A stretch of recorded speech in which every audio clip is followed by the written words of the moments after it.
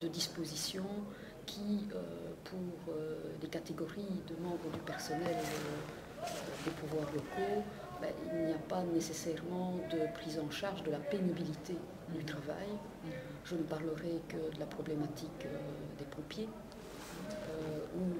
la pension des pompiers est quand même nettement mise à mal avec toutes les difficultés de savoir réellement quand on va leur appliquer leur 50e privilégié. Donc ça, il y a une lettre d'ailleurs qui est partie de l'hôtel de ville au ministre des Pensions et pour lequel, à ma connaissance, nous n'avons toujours pas eu de réponse. Toute une série de métiers qui, tant au niveau des pensions que dans la pause carrière, ne sont pas repris. C'est ce qu'on appelle les métiers lourds. Mais c'est vrai que la dénomination des métiers lourds telle qu'elle a été faite écarte quasiment toute une série de métiers qui pourtant,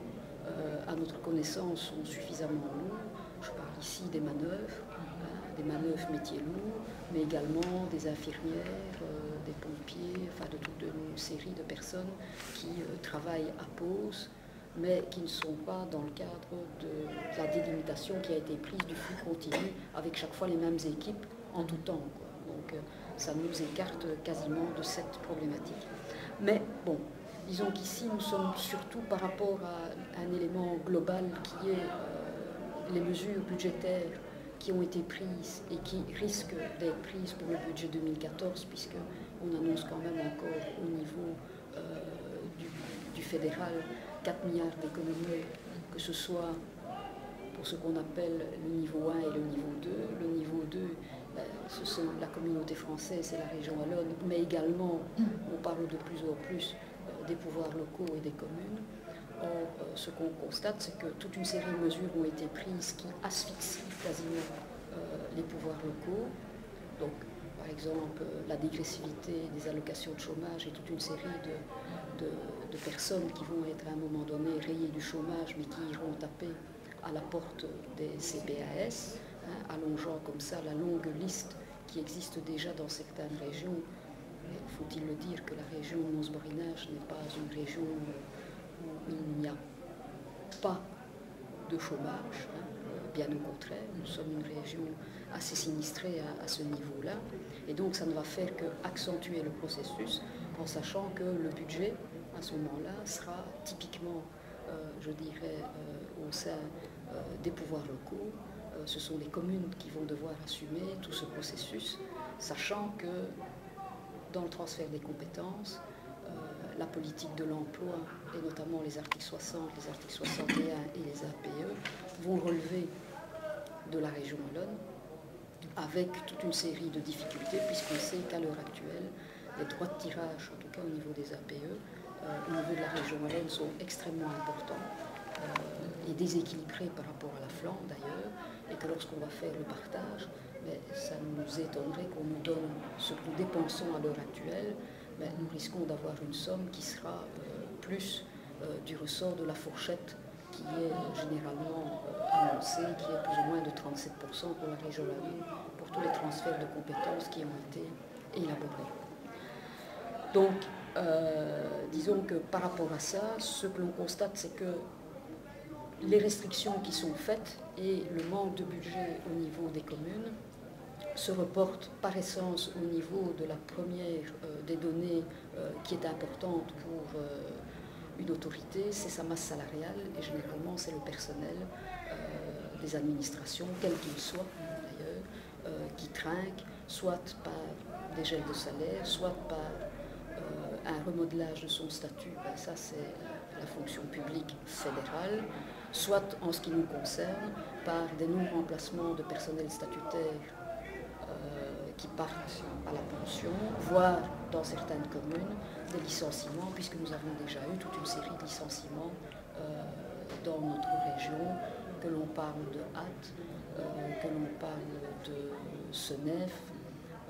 de Binge, enfin de toute une série de communes et de CPS qui ont pris cette option.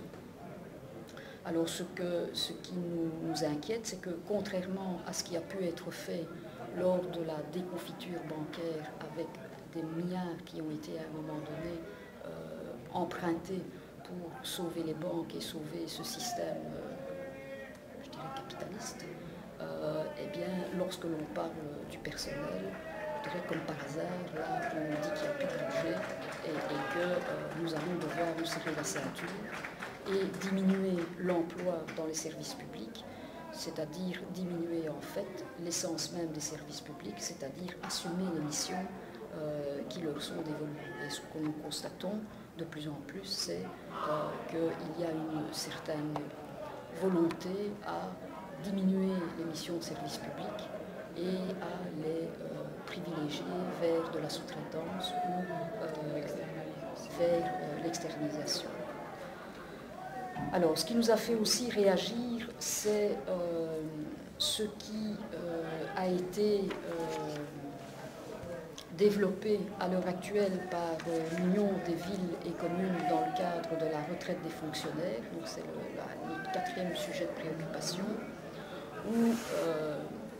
le président de l'Union des villes et des communes, qui en l'occurrence est bourgmestre de la ville de La Louvière,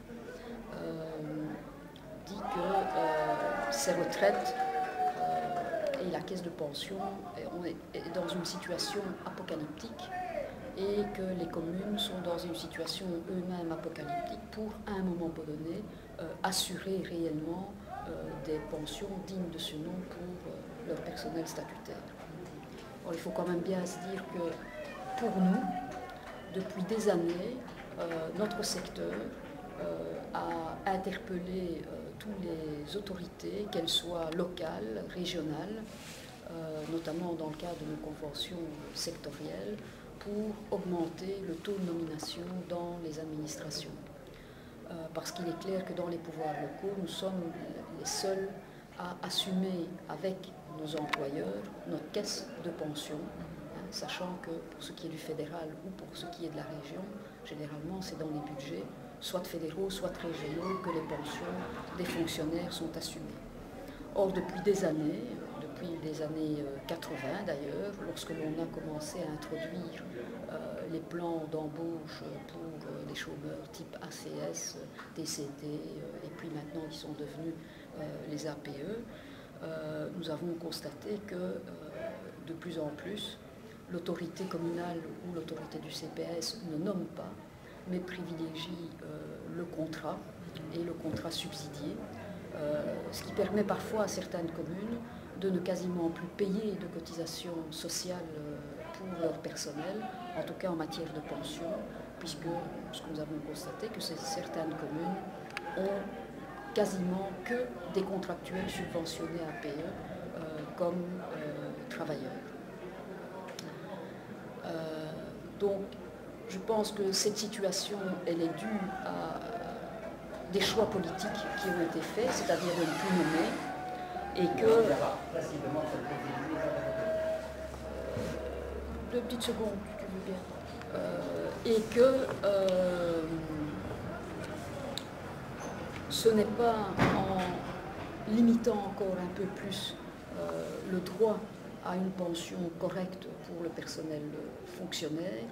que les administrations locales et régionales vont à un moment donné faire en sorte d'avoir du personnel motivé. Puisque à ce personnel on lui demande de plus en plus de polyvalence, on lui demande de se former, il est évalué, il reçoit des fiches de signalement, donc on ne peut pas dire que ce personnel n'est pas soumis à une certaine augmentation de sa charge de travail, de sa pénibilité de travail, et de devoir quasiment quotidiennement se remettre en question en fonction des choix qui sont à un moment donné faits par l'autorité. Et la réponse de l'Union des villes sur les futures pensions des fonctionnaires, ce serait quoi? Ce serait une pension mixte, où lorsque l'on est contractuel, on reçoit une pension de type privé, et dès qu'on devient statutaire, on reçoit la pension de statutaire, mais il est clair que dans les communes, il faut parfois attendre 15, 20 ans, voire 25 ans avant d'être nommé, ce qui veut dire que d'une certaine manière, ce serait pas du tout intéressant pour le personnel d'avoir ce type de carrière mixte, et en plus ça annule complètement l'essence même de ce qu'est avoir assumé des fonctions depuis des années et des années dans le cadre du service public et pour des missions de service public. Donc ce que nous voulions faire passer comme message au Premier ministre, c'est que nous étions vraiment très attentifs par rapport à tout ce qui se déciderait, que ce soit au niveau fédéral, que ce soit au niveau régional, ou que ce soit au niveau de nos administrations, et que si davantage les propositions de l'Union des villes et des communes seraient un tant soit peu acceptées et proposées à nos négociateurs, eh bien que pour nous ce serait véritablement une rupture du dialogue social, parce que si on en arrive à cet état de fait pour les administrations et pour nos caisses de pension, c'est véritablement dû à un choix politique depuis des années.